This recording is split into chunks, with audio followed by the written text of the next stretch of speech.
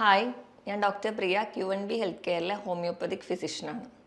ഇന്ന് നമ്മുടെ ഇടയിൽ പലരും പ്രായഭേദമന്യേ പറയുന്ന ഒരു കംപ്ലൈൻ്റ് ആണ് കൈകാലുകൾക്ക് തരിപ്പ് അല്ലെങ്കിൽ പുകച്ചിൽ, ഉള്ളംകാല് പുകച്ചിൽ തുടങ്ങിയ ബുദ്ധിമുട്ടുകളൊക്കെ. ഒരു കാലഘട്ടം വരെ ഇത് പ്രായമായവരിൽ മാത്രമായിരുന്നു കണ്ടുവരുന്നത്. പക്ഷേ ഇന്ന് പല ജീവിതശൈലി രോഗങ്ങളും ഇങ്ങനെ മുളച്ച് വരുന്നത് കൊണ്ടാവണം ഇന്ന് പല പ്രായക്കാരിലും ഇത് കോമൺ കണ്ടീഷനായി മാറിയിട്ടുണ്ട്. എന്തുകൊണ്ടാണ് ഈ കൈകാലുകൾക്ക് തരിപ്പ് അല്ലെങ്കിൽ മരവിപ്പ് പോലെയുള്ള ബുദ്ധിമുട്ടുകൾ ഉണ്ടാവുന്നതെന്ന് നമുക്ക് നോക്കാം. അതിന് പ്രധാന കാരണം എന്ന് പറഞ്ഞിട്ടുണ്ടെങ്കിൽ നമുക്ക് ഈ തരിപ്പോ അല്ലെങ്കിൽ പുകച്ചിലോ അല്ലെങ്കിൽ വിറയൽ പോലുള്ള ബുദ്ധിമുട്ടുകളൊക്കെ ഉണ്ടാവണമെങ്കിൽ പ്രധാനമായും നമ്മുടെ ശരീരത്തിലെ നാഡികളെ ബാധിക്കുന്നത് കൊണ്ടാണ്. ഇന്ന് ഈ വീഡിയോയിലൂടെ നമുക്ക് നാഡികളെ ബാധിക്കുന്ന രോഗങ്ങളും അല്ലെങ്കിൽ ന്യൂറോപ്പതിയുടെ ചെറിയൊരു അവലോകനം നമുക്ക് നടത്താം. എന്താണ് ന്യൂറോപ്പതി എന്ന് നമുക്ക് നോക്കാം. ന്യൂറോപ്പതി എന്ന് പറയുമ്പോൾ പ്രധാനമായും നമ്മുടെ ശരീരത്തിലുള്ള നാഡികളെ ബാധിക്കുന്ന രോഗങ്ങൾ. നാഡികളെ മാത്രമല്ല, നാഡികൾക്ക് ഒരു ആവരണം പോലെ ചില കോശങ്ങളുണ്ട്, ഗ്ലയൽ സെൽസ് എന്നാണ് അതിനെ പറയുക. അവരെ ബാധിക്കുന്ന രോഗങ്ങളെയും നമുക്ക് ന്യൂറോപ്പതിയിൽ പെടുത്താം. നമ്മുടെ ശരീരത്തിൽ ഏകദേശം 7 ട്രില്യണോളം നാഡികളുണ്ട്. അതായത് പലതരത്തിലുള്ള നാഡികളുണ്ട്. നമ്മുടെ ശരീരത്തിലെ ഓരോ മെസ്സേജുകളും അടുത്തൊരു കോശങ്ങളിലേക്കോ അല്ലെങ്കിൽ മറ്റൊരു അവയവങ്ങളിലേക്കോ പാസ് ചെയ്യുന്നതൊക്കെ ഈ നാഡികളിലൂടെയാണ്. നമ്മുടെ ശരീരത്തിലെ എല്ലാ ഭാഗങ്ങളിലേക്കും ഈ നാഡികൾ സ്പ്രെഡ് ചെയ്തിട്ടുണ്ട്. ഇങ്ങനെ പലതരത്തിലുള്ള ന്യൂറോപ്പതികളാണ് ഇന്ന് നമ്മൾ കാണുന്നത്. അത് നമുക്ക് പല കാരണങ്ങൾ കൊണ്ടുണ്ടാവുന്നുണ്ട്. ആദ്യം നമുക്ക് എന്തൊക്കെ കാരണങ്ങൾ കൊണ്ടാണ് പ്രധാനമായും ന്യൂറോപ്പതി ഉണ്ടാവുന്നത് നോക്കാം. ഒരു പരിധി വരെ പ്രായമാകുമ്പോൾ നമുക്കറിയാം നമ്മുടെ കോശങ്ങളും നമ്മുടെ ശരീരത്തിലെ പല അവയവങ്ങളും അല്ലെങ്കിൽ നമ്മുടെ ശരീരത്തിലെ നാഡികളും ഒക്കെ ഒരു വെയർ ആൻഡ് ടിയർ, അതായത് തേയ്മാനവും അതുകൊണ്ടുണ്ടാകുന്ന പല ഡീജനറേഷൻസും കാണാറുണ്ട്. അതിൻ്റെ ഭാഗമായിട്ട് ഒരു പരിധി വരെ നാഡികൾ സംബന്ധിക്കുന്ന രോഗങ്ങൾ ഉണ്ടാവാറുണ്ട്. ഇത് കൂടാതെ തന്നെ നമ്മുടെ ജീവിതശൈലി രോഗങ്ങളായ പ്രമേഹം അല്ലെങ്കിൽ ഉയർന്ന രക്തസമ്മർദ്ദം അല്ലെങ്കിൽ കൊളസ്ട്രോൾ കൂടി നിൽക്കുന്ന കണ്ടീഷനിലൊക്കെ ആ ഒരു നാഡികളുടെ പ്രവർത്തനം കൃത്യമായി നടക്കാതെ വരുന്നു. അതിൻ്റെ ഭാഗമായിട്ട് നമുക്ക് ഈ തരത്തിൽ തരിപ്പോ മരവിപ്പോ പോലെയുള്ള ബുദ്ധിമുട്ടുകൾ ഉണ്ടാവുന്നത്. ഇത് കൂടാതെ പോഷകാഹാരത്തിൻ്റെ കുറവ് മൂലം പ്രധാനമായിട്ടും നമ്മൾ പറയുകയാണെങ്കിൽ വൈറ്റമിൻ B12 കുറവുണ്ട്, അല്ലെങ്കിൽ വൈറ്റമിൻ D അതുപോലെ തന്നെ വളരെ പ്രധാനപ്പെട്ട ഒന്നാണ്. അവയുടെയൊക്കെ കുറവ് മൂലം നമുക്കിന്ന് ഒരുപാട് പേർക്കും കാലുകൾക്ക് തരിപ്പ് അല്ലെങ്കിൽ ഇങ്ങനെ നാഡി സംബന്ധമായ രോഗങ്ങൾ ഉണ്ടാകുന്നുണ്ട്. ഇത് കൂടാതെ ചില ഇൻഫെക്ഷൻസ്, ഇപ്പോൾ നമുക്കൊരു TB പോലെയുള്ള കണ്ടീഷൻസിലോ അല്ലെങ്കിൽ ക്യാൻസറിൻ്റെ ചില ലുക്കീമിയ, മൈലോമ പോലെയുള്ള കണ്ടീഷൻസിലോ അതുകൂടാതെ തന്നെ ഇപ്പോൾ നമുക്ക് ഏതെങ്കിലും ഒരു മുറിവോ അല്ലെങ്കിൽ ഒരു ആക്സിഡൻ്റ് ഒക്കെ ഉണ്ടായിട്ട് നമ്മുടെ നാഡികൾക്ക് പെട്ടെന്ന് പൊട്ടിപ്പോവുക അല്ലെങ്കിൽ നാഡികൾക്ക് ക്ഷതം വരിക, ഇങ്ങനത്തെയുള്ള കണ്ടീഷൻസിലൊക്കെ നമുക്ക് നാഡികളെ സംബന്ധിക്കുന്ന രോഗങ്ങൾ കാണാറുണ്ട്. ഏറ്റവും കൂടുതൽ പക്ഷേ നമ്മൾ കാണുന്നത് ഡയബറ്റിക് ന്യൂറോപ്പതിയാണ്. അതായത് പ്രമേഹം അൺകൺട്രോൾഡ് ആയിട്ട് വരുമ്പോൾ ഉണ്ടാകുന്നതാണ്. ഇത് കൂടാതെ തന്നെ ഏതെങ്കിലും ഒരു ഭാഗത്തേക്കുള്ള നാഡികൾ മുറിഞ്ഞു പോവുക അല്ലെങ്കിൽ അവർക്ക് പെട്ടെന്ന് ഉണ്ടാകുന്ന ചില രോഗങ്ങൾ, ചില പനിയോ അല്ലെങ്കിൽ ചില വൈറൽ ഇൻഫെക്ഷൻസ് ഒക്കെ വന്നു കഴിഞ്ഞ് കഴിഞ്ഞാൽ അതിൻ്റെ ഒരു ആഫ്റ്റർ ഇഫക്ട്സ് ആയിട്ടും നമുക്ക് ഇങ്ങനെ ന്യൂറോപ്പതി കാണിക്കാറുണ്ട്. ഇത് കൂടാതെ തന്നെ മദ്യപാനം, പുകവലി പോലെയുള്ള ശീലങ്ങളുണ്ടെങ്കിൽ നമുക്കറിയാം കൃത്യമായിട്ട് നമ്മുടെ കോശങ്ങൾക്കോ അല്ലെങ്കിൽ നാഡികൾക്കോ പ്രവർത്തിക്കാൻ പറ്റില്ല. കാരണം ഇവയിലുണ്ടാകുന്ന ഈ ടോക്സിക് മെറ്റീരിയൽസ് കൃത്യമായിട്ട് അവരുടെ പ്രവർത്തനം നടത്താൻ സമ്മതിക്കില്ല. അതിൻ്റെ ഭാഗമായിട്ട് നമുക്ക് കാലുകൾക്ക് തരിപ്പ്, മരവിപ്പ് അല്ലെങ്കിൽ ഇങ്ങനെ പലതരത്തിലുള്ള ന്യൂറോപ്പതിയുടെ ലക്ഷണങ്ങൾ കാണിക്കാറുണ്ട്. ഇതിനോടൊപ്പം തന്നെ ചില വാദസംബന്ധമായ രോഗങ്ങൾ, ഇപ്പം ആമവാദം പോലെയുള്ള അല്ലെ SLE പോലെയുള്ള കണ്ടീഷൻ ഉള്ളവർക്ക് ചില മരുന്നുകൾ കണ്ടിന്യൂസ് ആയിട്ട് ഉപയോഗിക്കുന്നതിൻ്റെ ഒരു സൈഡ് എഫക്റ്റ് ആയിട്ട് ഇവയിൽ ഒക്കെ ഈ ഒരു നാഡികളുടെ രോഗങ്ങൾ ഉണ്ടാവുന്നതായിട്ട് നമുക്ക് കാണാം. പ്രധാനമായിട്ടും ഈ ഒരു ന്യൂറോപ്പതിയെ നമ്മൾ 4 ആയിട്ടാണ് ഡിവൈഡ് ചെയ്തിരിക്കുന്നത്. 4 ഏതൊക്കെയാണെന്ന് നോക്കിക്കഴിഞ്ഞാൽ peripheral neuropathy, autonomic neuropathy, focal neuropathy and cranial neuropathy. അത് നമുക്ക് പെരിഫറൽ ന്യൂറോപ്പതി എന്താണെന്ന് നോക്കാം. പെരിഫറൽ ന്യൂറോപ്പതി എന്ന് പറയുമ്പോൾ നമുക്കറിയാം നമ്മുടെ ഒരു നാഡീ വ്യവസ്ഥ എന്ന് പറയുമ്പോൾ നമ്മുടെ തലച്ചോറിൽ നിന്ന് ഉണ്ടാവുന്ന ഒരുപാട് ചെറിയ ചെറിയ നാഡികൾ ഉണ്ടാവാം. അതിൽ നിന്ന് താഴേക്ക് വരുമ്പോൾ നമ്മുടെ തലച്ചോറിൻ്റെ താഴേക്ക് കണ്ടിന്യൂ ചെയ്തുമ്പോൾ സുഷുമ്ന നാഡി ഉണ്ട്. അത് നമ്മുടെ കശേരുകളുടെ ഇടയിലൂടെ ഇങ്ങനെ പാസ് ചെയ്ത് നമ്മുടെ ശരീരത്തിൻ്റെ മറ്റ് പല അവയവങ്ങളിലേക്കും നമ്മുടെ ശരീരത്തിൻ്റെ വിരൽ തുമ്പിലേക്കും കാലിൻ്റെ തുമ്പിലേക്ക് വരെ സ്പ്രെഡ് ചെയ്ത് പോകുന്നുണ്ട്. അപ്പോൾ ഈ സുഷുമ്ന നാഡിയിലേക്ക് വരുന്ന ഈ ഒറിജിൻ ചെയ്യുന്ന ഈ ഒരു ബ്രാഞ്ച് അല്ലെങ്കിൽ ഈ ഒരു കൂട്ടമാണ് പെരിഫറൽ നെർവ്സ് എന്ന് പറയും. ഇവയ്ക്ക് എന്തെങ്കിലും ഒരു രോഗം സംബന്ധിച്ചാൽ അത് നമുക്ക് നാഡികൾ കശേരുകൾക്കോ അല്ലെങ്കിൽ നമ്മുടെ ഡിസ്കുകൾക്ക് കംപ്ലയിൻറ്റ്സ് ആയാലാവാം, അല്ലെങ്കിൽ ഈ നാഡികൾക്ക് തന്നെ എന്തെങ്കിലും പ്രശ്നങ്ങൾ വന്നാലോ, അല്ലെങ്കിൽ നമുക്കറിയാം ഈ വെർട്ടിബ്രൽ കംപ്രഷൻ കൊണ്ടോ അങ്ങനത്തെ പല കണ്ടീഷൻസ് കൊണ്ട് ഉണ്ടാവുന്ന ഒരു ഗ്രൂപ്പ് ഓഫ് ന്യൂറോപ്പതിക്കൽ കണ്ടീഷൻസ് ആണ് പെരിഫറൽ ന്യൂറോപ്പതി എന്ന് പറയുക. ഈ പെരിഫറൽ ന്യൂറോപ്പതി എന്ന് പറയുമ്പോൾ നമ്മൾ ഒരുപാട് കേസിലും കാണുന്നൊരു സിംറ്റംസ് ഒക്കെയാണ് ഇവരും പ്രസൻറ്റ് ചെയ്യുക. തുടക്കം എപ്പോഴും മിക്കവാറും കേസിലും കാലിലായിരിക്കും. കാലിൽ അവർ പറയാറുണ്ട് കാലിൽ തരിപ്പുണ്ട്, പെരിപ്പുണ്ട്, പുകച്ചിൽ അനുഭവപ്പെടുന്നു, ഉള്ളം കാലിന് പുകച്ചിൽ, അവർ പല രീതിയിലുള്ള സെൻസേഷൻ. ഇത് നമ്മൾ ആ ഒരു ആദ്യത്തെ സ്റ്റേജിൽ തരിപ്പോ പെരിപ്പോ ഒന്നും വലിയ കാര്യമാക്കി എടുക്കില്ല. അപ്പോൾ അത് ഡെവലപ്പ് ചെയ്ത് പോകുമ്പോൾ അവർ പറയുന്ന ഒരുപാട് ബുദ്ധിമുട്ടുകൾ നമ്മൾ എപ്പോഴും കേൾക്കുന്നതാണ്.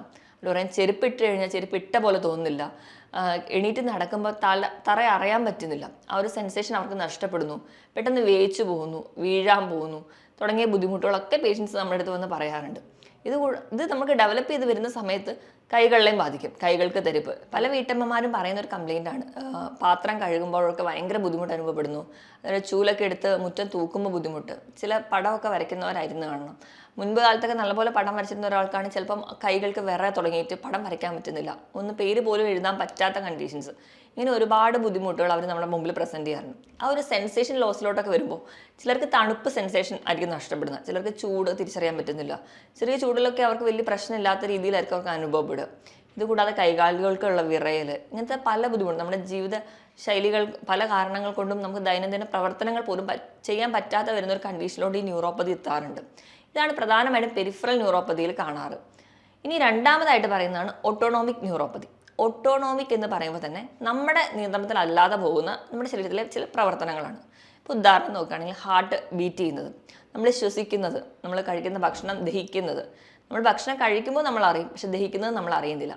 ഇങ്ങനെ നമ്മുടെ നിയന്ത്രണത്തിലല്ലാതെ പോകുന്ന പ്രവർത്തനങ്ങളെയാണ് നമ്മൾ ഓട്ടോണോമിക് എന്ന് പറയാറ്. അപ്പോൾ ഇങ്ങനെയുള്ള ചില പ്രവർത്തനങ്ങളെ ബാധിക്കുന്ന ഒരു ന്യൂറോപ്പതി ഗ്രൂപ്പിനെയാണ് നമ്മൾ ഓട്ടോണോമിക് ന്യൂറോപ്പതി എന്ന് പറയാം. അതിൽ ആദ്യം തന്നെ വരുന്നത് ചിലപ്പം നമ്മുടെ ചുണ്ട് വായൊക്കെ പെട്ടെന്ന് ഉണങ്ങുന്ന പോലെ, നാക്കൊക്കെ വരളുന്ന പോലെ തോന്നാം. നമ്മൾ ഭക്ഷണമൊക്കെ നല്ലപോലെ കഴിച്ചാലും ആ ഒരു ഡൈജഷൻ പ്രോപ്പറായിട്ട് നടക്കില്ല. അതിൻ്റെ ഭാഗമായിട്ട് മലബന്ധം, ചിലർക്കാണെങ്കിൽ വയറിളക്കമായിട്ട് പ്രസൻറ്റ് ചെയ്യുന്നതാണ്. അല്ലാതെ ഗ്യാസിൻ്റെ ബുദ്ധിമുട്ടായിട്ട് ചിലർക്ക് പ്രസൻറ്റ് ചെയ്യും. കാരണം ആ ഒരു ദഹന പ്രക്രിയ കൃത്യമായിട്ട് നടക്കാത്തതുകൊണ്ട്. ഇതല്ലാതെ തന്നെ അവർക്ക് വരാം ഹാർട്ട് ബീറ്റിലുള്ള വേരിയേഷൻസ് വരാം. ശ്വസിക്കുമ്പോൾ ഉള്ള ബുദ്ധിമുട്ട്, കിതപ്പ് അല്ലെങ്കിൽ നെഞ്ചിടിപ്പ് കൂടുതലായിട്ട് തോന്നുക, ഇങ്ങനത്തെയുള്ള പല ലക്ഷണങ്ങളും ഇവരിൽ പ്രസൻറ്റ് ചെയ്യുന്നത് കാണാം. ഇതോടൊപ്പം തന്നെ നമുക്ക് പ്രായമായവരിൽ കാണുന്ന ഒരുപാട് ലക്ഷണങ്ങൾ ഇവിടെ കാണാറുണ്ട്. ചിലപ്പോൾ നമ്മൾ ഇരിക്കുന്നിടത്ത് നിന്ന് എണീക്കാൻ പോകുമ്പോൾ വീഴാൻ പോവുക, അല്ലെങ്കിൽ നമ്മൾ എണീറ്റ് നടന്നു പോയി മുഖം കഴുകാൻ പോകുമ്പോൾ ആ ഒരു ജോയിൻറ്റിൻ്റെ ആ ഒരു പൊസിഷൻ നഷ്ടപ്പെടുക, ആ ഒരു സെൻസേഷൻ നഷ്ടപ്പെടുന്നതിൻ്റെ ഭാഗമായിട്ട് പെട്ടെന്ന് വീഴാൻ പോവുക. ചിലപ്പോൾ നമുക്ക് തന്നെ ആ ഒരു കോർഡിനേഷൻ നഷ്ടപ്പെടുന്നതുകൊണ്ട് നമ്മുടെ ഷർട്ടിൻ്റെ തന്നെ ബട്ടൺസ് ഇടാൻ ബുദ്ധിമുട്ട് തോന്നുക. അങ്ങനെ ബേസിക് ആയിട്ട് നമുക്ക് ചെയ്യാൻ പറ്റുന്ന പല കാര്യങ്ങളും ഇപ്പം അൺകൺട്രോളബിളായി പോവുക. അങ്ങനെയുള്ള ചില ലക്ഷണങ്ങളാണ് ഈ ഓട്ടോണോമിക് ന്യൂറോപ്പതിയിൽ കാണാറ്. ഇതല്ലാതെ മൂന്നാമത്തെ ടൈപ്പാണ് ഫോക്കൽ ന്യൂറോപ്പതി. ഫോക്കൽ ന്യൂറോപ്പതി എന്ന് പറഞ്ഞാൽ നമ്മുടെ ശരീരത്തിൽ ഏതെങ്കിലും ഒരു ഭാഗത്തെ ഒരു നാഡീരെ മാത്രം ബാധിക്കുന്നതാണ് ഫോക്കൽ ന്യൂറോപ്പതി.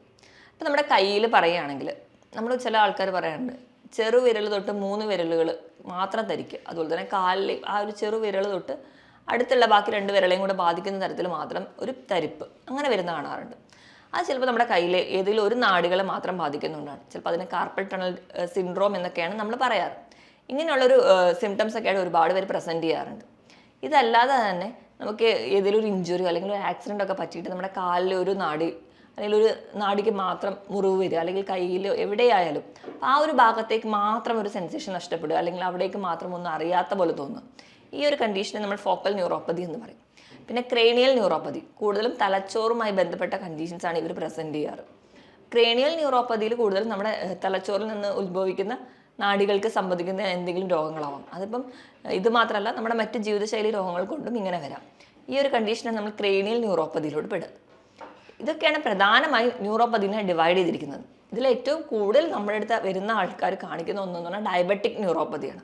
അതായത് പ്രമേഹം കൺട്രോൾ അല്ലാതെ പോകുന്ന കണ്ടീഷനിൽ നമ്മൾ തുടക്കത്തിൽ തന്നെ ചികിത്സിക്കാതിരിക്കുക, അല്ലെങ്കിൽ ചികിത്സിച്ചില്ലെങ്കിൽ പോലും പ്രമേഹം ഉണ്ടെന്ന് അറിഞ്ഞാൽ പോലും ഭക്ഷണം നിയന്ത്രിക്കാതിരിക്കുക, അല്ലെങ്കിൽ വേണ്ട രീതിയിലൊരു ഒരു ലൈഫ് സ്റ്റൈൽ മോഡിഫിക്കേഷൻ ഒന്നും ചെയ്തിട്ടില്ലെങ്കിൽ അതുമൂലം ഉണ്ടാവുന്ന ന്യൂറോപ്പതിനെയാണ് നമ്മൾ ഡയബറ്റിക് ന്യൂറോപ്പതി എന്ന് പറയാം.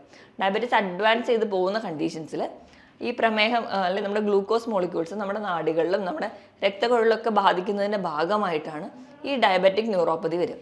ഡയബറ്റിക് ന്യൂറോപ്പതിയിലും ആദ്യം തന്നെ പേഷ്യൻസ് മിക്കവാറും പറയുന്നത് കാലുകൾക്ക് തരിപ്പായിട്ട്, കാലിൻ്റെ വിരലുകൾക്ക് തരിപ്പ്, അതായത് തണുപ്പടിക്കുമ്പോൾ ഭയങ്കര ബുദ്ധിമുട്ടാണ് ഡോക്ടറെ എന്നൊക്കെ പറയുന്ന ഒരുപാട് കണ്ടീഷൻസ് നമ്മൾ കാണാറുണ്ട്.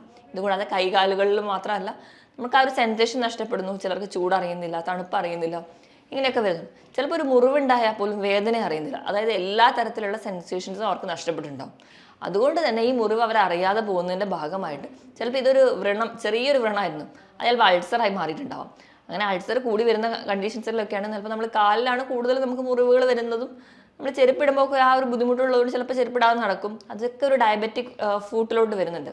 അങ്ങനെ നമ്മുടെ കാലിലെ വിരളോ അല്ലെങ്കിൽ കാലോ തന്നെ മുറിച്ച് മാറ്റുന്ന ഒരുപാട് കണ്ടീഷൻസ് നമ്മുടെ ചുറ്റിലുമുണ്ട്. നമ്മൾ ശ്രദ്ധിക്കാതെ പോകുന്നതുകൊണ്ട് ഉണ്ടാകുന്ന ഒരു കണ്ടീഷനാണ്, അല്ലെങ്കിൽ പ്രമേഹം നിയന്ത്രിക്കാതെ പോകുമ്പോൾ ഉണ്ടാകുന്ന ഒരു കോംപ്ലിക്കേഷൻ മാത്രമാണ് ഡയബറ്റിക് ന്യൂറോപ്പതി. അപ്പോൾ ഇങ്ങനെ എന്താ പറയുക, പ്രമേഹമൊക്കെ ഉണ്ടെങ്കിൽ അല്ലെങ്കിൽ പാരമ്പര്യമായിട്ട് പ്രമേഹം ഉണ്ടെങ്കിൽ നമ്മൾ ചെയ്യേണ്ടത് എന്താണെന്ന് വെച്ചിട്ടുണ്ടെങ്കിൽ നമ്മൾ വർഷത്തിലൊരിക്കലെങ്കിലും ഇങ്ങനെ ഒരു ന്യൂറോപ്പതിക് ടെസ്റ്റുകളൊക്കെ ചെയ്യുക. നമ്മുടെ കാലുകളൊക്കെ എന്നും വൈകുന്നേരം കുളിക്കുന്നതിന് മുൻപായിട്ട് തന്നെ പരിശോധിക്കുക. എന്തെങ്കിലും മുറിവുകളൊക്കെ ഉണ്ടോ? ചിലപ്പോൾ നമുക്ക് വേദന അറിയുന്നില്ലാത്തത് കൊണ്ട് നമ്മൾ ശ്രദ്ധിക്കപ്പെടാതെ പോകുന്നതാവാം. നമ്മുടെ വീട്ടിലെ ഓരോരുത്തർക്ക് ഇപ്പോൾ ആർക്കെങ്കിലും ഒരാൾക്ക് പ്രമേഹമുണ്ട്, അച്ഛനോ അമ്മയ്ക്കോ പ്രമേഹമുണ്ടെങ്കിൽ കുട്ടികൾ തന്നെ ശ്രദ്ധിക്കണം. എന്താ അവരുടെ കാലിൽ മുറിവുകളൊക്കെ ഉണ്ടോ എന്ന് നോക്കിയിട്ട് വേണം അവരെ സംരക്ഷിക്കാൻ. എങ്കിൽ മാത്രമേ ഈ ഒരു കോംപ്ലിക്കേഷനിലോട്ട് പോവാതിരിക്കുകയുള്ളൂ. ഇതോടൊപ്പം തന്നെ കാണുന്ന ഒരു കണ്ടീഷനാണ് ഗില്ലൻ ബാരി സിൻഡ്രോം. അതൊരു റെയർ കണ്ടീഷനാണ്. നമ്മുടെ ശരീരത്തിലെ പ്രതിരോധ ശേഷി ഈ നാടുകൾക്ക് എതിരെ പ്രവർത്തിക്കുന്ന ഒരു കണ്ടീഷനാണ്. ഇതൊക്കെയാണ് പ്രധാനമായും ന്യൂറോപ്പതിയിൽ വരുന്ന കണ്ടീഷൻസ്. ഇനി നമുക്ക് എങ്ങനെ ഒരു ന്യൂറോപ്പതി കണ്ടുപിടിക്കാം? അപ്പം ഒന്നാമത് നമ്മൾ ക്ലിനിക്കിലൊക്കെ വരുമ്പോൾ ആ ഒരു ലക്ഷണങ്ങൾ വെച്ചിട്ടാണ് നമ്മൾ തിരിച്ചറിയാം ഇതൊരു ന്യൂറോപ്പതിക് കണ്ടീഷനാണ്. പിന്നെ ഒരു ഡയഗ്നോസിസിലോട് വരുമ്പോൾ നമുക്ക് നെർവ് കണ്ടക്ഷൻ സ്റ്റഡി ചെയ്യാറുണ്ട്. അത് ആ നാടുകളിലൂടെ മെസ്സേജ് പാസ് ചെയ്യുന്നത് അനുസരിച്ചിട്ട്. പിന്നെ ഇലക്ട്രോ മയോഗ്രാം ചെയ്യാറുണ്ട്. അതായത് നാടുകളിൽ നിന്ന് പേശികളിലോട്ട് എങ്ങനെ മെസ്സേജ് പാസ് ചെയ്യുന്നു എന്നൊക്കെ നോക്കിയിട്ടുണ്ട്. ഇനി മറ്റ് രോഗങ്ങളുമായി ബന്ധപ്പെട്ടിട്ടാണ് വരുന്നതെങ്കിൽ നമ്മൾ അതിന് വേണ്ടിയിട്ടുള്ള സ്ക്രീനിങ് ടെസ്റ്റും കൂടി ചെയ്യാറുണ്ട്. പ്രമേഹ രോഗികൾക്കാണെങ്കിൽ നമ്മൾ അതിന് വേണ്ടി HbA1c അല്ലെങ്കിൽ മറ്റ് ടെസ്റ്റുകൾക്കോ വേണ്ടി വിടും. BP ഉയർന്ന തൈറോയിഡിൻ്റെ മൂലം അല്ലെങ്കിൽ കൊളസ്ട്രോൾ കൂടുതൽ അല്ലെങ്കിൽ അങ്ങനെ മറ്റ് രോഗങ്ങൾ കൊണ്ടാണ് വരുന്നതെങ്കിൽ നമ്മൾ അതിന് വേണ്ടി റിലേറ്റഡ് ആയിട്ടുള്ള ടെസ്റ്റുകൾ നിർബന്ധമായും ചെയ്താൽ മാത്രമേ ഈ ന്യൂറോപ്പതി കംപ്ലീറ്റ് ആയിട്ട് നമുക്കൊന്ന് കൺട്രോൾ ചെയ്യാൻ പറ്റുള്ളൂ. ഇനി നമ്മൾ മാനേജ്മെൻറ്റ് സൈഡിലോട്ട് വരുമ്പോൾ നമുക്കറിയാം നമ്മുടെ ജീവിതശൈലി രോഗങ്ങൾ ചിലതെല്ലാം നമുക്കിന്ന് ന്യൂറോപ്പതി കണ്ടീഷൻസ് ഉണ്ടാക്കുന്നുണ്ടെന്ന്. അപ്പോൾ നമ്മൾ അവോയ്ഡ് ചെയ്യുന്ന ഭക്ഷണങ്ങൾ നോക്കുമ്പോൾ ഞാൻ ഈ പറഞ്ഞ രീതിയിൽ ഇപ്പം എന്തെങ്കിലും ഒരു കാരണങ്ങൾ ഉള്ളവരാണെങ്കിൽ, ഇപ്പം ഡയബറ്റീസോ അല്ലെങ്കിൽ BP, തൈറോയിഡ്, കൊളസ്ട്രോൾ പോലെയുള്ള ജീവിതശൈലി രോഗങ്ങൾ ഉള്ളവരാണെങ്കിൽ അത് ആദ്യം നിയന്ത്രിക്കുക. അത് നിയന്ത്രിക്കുമ്പോൾ തന്നെ ഒരു പരിധി വരെ നമുക്ക് ഈ കണ്ടീഷൻസ് ഒക്കെ കൺട്രോൾ ചെയ്യാൻ പറ്റും. അപ്പോൾ അതിന് വേണ്ടി തന്നെയുള്ള ലൈഫ് സ്റ്റൈൽ മോഡിഫിക്കേഷൻ നടത്തുക. ഇപ്പം ഒരുപാട് വീഡിയോസിലൂടെ തന്നെ എങ്ങനെ കൊളസ്ട്രോൾ നിയന്ത്രിക്കാം അല്ലെങ്കിൽ എങ്ങനെ പ്രമേഹം നിയന്ത്രിക്കാം എന്നൊക്കെ നമ്മൾ കണ്ടിട്ടുണ്ട്. വീണ്ടും അത് ഞാൻ റിപ്പീറ്റ് ചെയ്യുന്നില്ല. അപ്പം അതിനോടൊപ്പം തന്നെ അല്ലെങ്കിൽ നമ്മൾ അന്നജം കുറയ്ക്കുന്നതിനോടൊപ്പം അല്ലെങ്കിൽ മധുരം കുറയ്ക്കുന്നതിനോടൊപ്പം തന്നെ നമ്മൾ ഒഴിവാക്കേണ്ട ഏറ്റവും പ്രധാനപ്പെട്ട ഭക്ഷണം എന്ന് പറയുന്നത് നമ്മുടെ ഫാറ്റി ഫുഡ് അല്ലെങ്കിൽ ഒരുപാട് ജങ്ക് ഫുഡ് കഴിക്കുന്നവരാണെങ്കിൽ അതൊന്ന് കൺട്രോൾ ചെയ്യാം. നമ്മൾ ചെറുപ്പത്തിലെ ആ ഒരു ശീലമുള്ളവരാണെങ്കിൽ അത് ആദ്യം തന്നെ കൺട്രോൾ ചെയ്യുകയാണെങ്കിൽ ഒരു പരിധി വരെ കൺട്രോൾ ചെയ്യാൻ പറ്റും. കാരണം ഈ ഒരു ജങ്ക് ഫുഡ് എന്ന് പറയുമ്പോൾ അതിലുണ്ടാകുന്ന ഒരു എന്ന് പറഞ്ഞാൽ advanced glycation end product AGE എന്ന് പറയുന്ന ഒരു പ്രൊഡക്റ്റ് ഉണ്ടാവുന്നുണ്ട്. അതായത് നമ്മൾ ഗ്രിൽഡ് ചിക്കനോ അല്ലെങ്കിൽ പ്രോസസ്ഡ് ഫുഡുകളൊക്കെ കഴിക്കുമ്പോൾ ഇതിൽ നിന്ന് നമ്മുടെ ശരീരത്തിലേക്ക് എത്തുന്ന ഒരു വസ്തുവാണ് AGE. ഇപ്പോൾ പ്രമേഹമൊക്കെ ഉള്ളവർക്കാണെങ്കിൽ ഈ AGEയും നമ്മുടെ ശരീരത്തിലെ ഗ്ലൂക്കോസും കൂടി ചേർന്നിട്ട് ഒരു കോംപ്ലക്സ് ഉണ്ടാവും. ഇവ നാഡികളെയൊക്കെ ഡിപ്പോസിഷനൊക്കെ വരുന്നതിൻ്റെ ഭാഗമായിട്ട് നമുക്ക് ന്യൂറോപ്പതി ഒരുപാട് കാണുന്നുണ്ട്. അതുകൊണ്ട് നമ്മൾ ഏറ്റവും ബേസിക് ആയിട്ട് ഈ ജങ്ക് ഫുഡും അല്ലെങ്കിൽ ഇങ്ങനെ ഒരുപാട് ഫാറ്റ് ആയിട്ടുള്ള ഫുഡും അല്ലെങ്കിൽ ഗ്രിൽഡ് ഭക്ഷണങ്ങളും നമ്മൾ ബാർബിക്യൂ പോലെയുള്ള ഭക്ഷണങ്ങളൊക്കെ കഴിക്കുന്നവരാണെങ്കിൽ അത് ആദ്യം ബേസിക്കലി കുറയ്ക്കും. അതിനോടൊപ്പം നമ്മുടെ അടിസ്ഥാനപരമായിട്ടുള്ള എന്ത് കാരണങ്ങൾ കൊണ്ടാണ് നമുക്ക് ന്യൂറോപ്പതി ഉണ്ടായതെന്ന് തിരിച്ചറിഞ്ഞ് അതുകൂടി റെഗുലേറ്റ് ചെയ്യുകയാണെങ്കിൽ ഒരു പരിധി വരെ നമുക്ക് കുറയ്ക്കാൻ പറ്റും. ഇനി നമ്മൾ എന്തൊക്കെ ഭക്ഷണം കഴിച്ചാലാണ് നമ്മുടെ നാഡികളുടെ പ്രവർത്തനം മെച്ചപ്പെടുത്താൻ പറ്റുക എന്ന് നോക്കാം. അതിന് ഒന്നാമത്തേതായിട്ട് പറയുന്നതാണ് alpha lipoic acid. Alpha lipoic acid എന്ന് പറയുമ്പോൾ നല്ലൊരു ആൻറ്റി ഓക്സിഡൻ്റ് ആണ്. ആൻറ്റി ഓക്സിഡൻ്റ് എന്ന് പറഞ്ഞാൽ നമ്മുടെ ശരീരത്തിൽ നമ്മുടെ കോശങ്ങളെയോ അല്ലെങ്കിൽ നാഡികളെയോ അല്ലെങ്കിൽ നമ്മുടെ മസിലുകളെയോ ഒക്കെ നശിപ്പിക്കുന്ന ഓക്സിഡേഷൻ പ്രവർത്തനങ്ങളെ തടയുന്നവരാണ് ആൻറ്റി ഓക്സിഡൻസ്. ഇവ കൂടുതലായിട്ടും കാണുന്നത് നമ്മുടെ ബീഫിൻ്റെയൊക്കെ ലിവറിൽ അല്ലെങ്കിൽ മട്ടൻ്റെയൊക്കെ ലിവറിൽ കാണുന്നുണ്ട്. ചെറിയ മത്സ്യങ്ങളിലും നട്ട്സിലും ഒക്കെ കാണുന്നുണ്ട്. ഇവ അധികമായിട്ട് കഴിക്കാൻ വേണ്ടി ശ്രദ്ധിക്കുക. ആഴ്ചയിൽ ഒരു 3-4 ദിവസമെങ്കിലും ഇവ കഴിക്കുകയാണ്. മറ്റ് രോഗങ്ങളൊന്നും ഇല്ലാത്തവരാണെങ്കിൽ ഇത് കഴിക്കുന്നത് നിങ്ങളുടെ നാടുകളുടെ പ്രവർത്തനം മെച്ചപ്പെടുത്തും. രണ്ടാമതായിട്ട് വൈറ്റമിൻ B2 അല്ലെങ്കിൽ തൈമിൻ. ഇവ കൂടുതലായിട്ടും കാണുന്നത് തവിടുള്ള ധാന്യങ്ങളിലാണ്. അതോടൊപ്പം തന്നെ നമ്മൾ ഇലക്കറികളൊക്കെ കഴിക്കുക, നല്ലപോലെ മുട്ടയൊക്കെ കഴിക്കുക.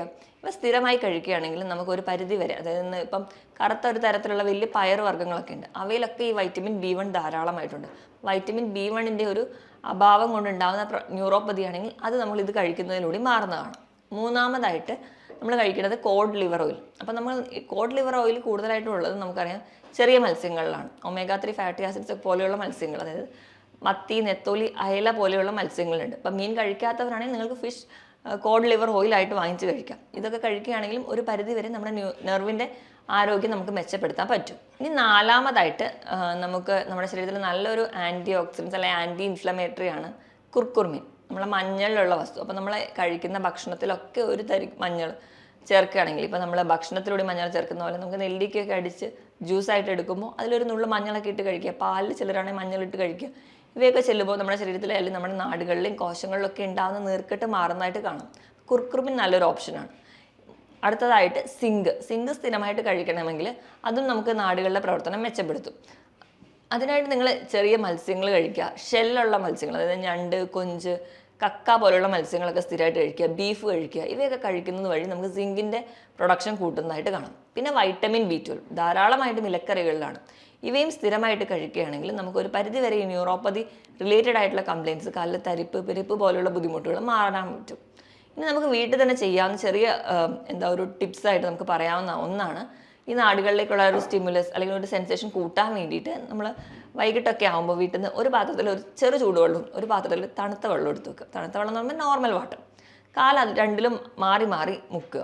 ഒരു 5 സെക്കൻഡ് നമ്മൾ തണുത്ത വെള്ളത്തിൽ മുക്കുകയാണെങ്കിൽ അടുത്തതായിട്ട് ചൂടുവെള്ളത്തിൽ മുക്കുക. അങ്ങനെ കാല് മാറി മാറി മുക്കുമ്പോൾ ആ ഒരു സെൻസേഷൻ അല്ലെങ്കിൽ ആ ഒരു സ്റ്റിമുലസ് നമുക്ക് കൂട്ടാൻ പറ്റും. ഇതുപോലെ തന്നെ കാലിനിടയ്ക്കൊക്കെ നല്ല മസാജ് ചെയ്ത് കൊടുക്കുക, നല്ല രീതിയിലുള്ള വ്യായാമം കൊടുക്കുക. അതുപോലെ തന്നെ പ്രധാനമാണ് നമ്മുടെ കാലിലെ വണ്ണയ്ക്കുള്ള മസിൽസ്, അതായത് കാഫ് മസിൽസ്, നമ്മുടെ തൈസിലുള്ള മസിൽസിനൊക്കെ കുറച്ചുകൂടി സ്ട്രോങ് ആക്കുക. ഇതൊക്കെ നമ്മൾ ഒരു ചെറുപ്പം തൊട്ടേ തുടങ്ങുകയാണെങ്കിൽ നമുക്ക് നമ്മുടെ മസിൽസിന് ആ ഒരു പ്രോപ്പർ കൺട്രാക്ഷനും റിലാക്സേഷനും ഒക്കെ നടക്കും. അപ്പോൾ നമ്മുടെ ബ്ലഡ് സപ്ലൈ, നെർവ് സപ്ലൈ ഒക്കെ കൃത്യമായിട്ട് നടക്കുന്നതായിട്ട് കാണാം. അതിന് വേണ്ടിയിട്ട് നമുക്ക് കാലിൻ്റെ വിരലിൽ കുത്തി പൊങ്ങിയിട്ട് താഴുക, പൊങ്ങുക എന്ന് ഇതൊരു റിപ്പീറ്റായിട്ട് ചെയ്യാം. അതുപോലെ തന്നെ സിറ്റപ്സ് ചെയ്യുക. അപ്പോൾ നമ്മുടെ തൈസിലെ മസിൽസൊക്കെ കുറച്ചുകൂടി സ്ട്രോങ് ആവും. അതുവഴിയൊക്കെ ഒരു പരിധി വരെ നമുക്ക് ന്യൂറോപ്പതി വരാതെ തടയുന്നത് നമുക്ക് സഹായിക്കും. അതുപോലെ നല്ല പോലെ വെയിൽ കൊള്ളുക. വൈറ്റമിൻ D ഡെഫിഷ്യൻസി ഒക്കെ ഉണ്ടെങ്കിൽ അത് മാറാൻ വേണ്ടിയിട്ട് നല്ല പോലെ വെയിൽ കൊള്ളുക എന്ന് പറയുമ്പോൾ ഒരു 5 മിനിറ്റോ 10 മിനിറ്റോ ആയാലും മതി. രാവിലത്തെയും വൈകിട്ടത്തെയും ഒക്കെ വെയിൽ പറ്റുന്ന പോലെ കൊള്ളുക, നമ്മുടെ സ്കിന്നിൽ വീഴത്തക്ക രീതിയിൽ. എങ്കിൽ മാത്രമേ ഒരു വൈറ്റമിൻ D നമുക്ക് കിട്ടുള്ളൂ. എന്നാൽ മാത്രമേ നമുക്ക് ഇത് മൂലമുണ്ടാകുന്ന ഡെഫിഷ്യൻസിയാണ് നിങ്ങൾക്ക് ന്യൂറോപ്പതി ഉണ്ടാക്കുന്നതെങ്കിൽ അത് മാറ്റാൻ പറ്റുള്ളൂ. ഇങ്ങനെയൊക്കെ ചെയ്തു കഴിഞ്ഞാൽ ഒരു പരിധി വരെ നമുക്ക് കാലുകളിലെ തരിപ്പ്, പുകച്ചിൽ, മരവിപ്പ് പോലെയുള്ള ബുദ്ധിമുട്ടുകൾ മാറുന്നതായിട്ട് കാണാം. മറ്റൊരു ഹെൽത്ത് ടോപ്പിക്കുമായിട്ട് വീണ്ടും കാണുന്നത് വരെ നന്ദി.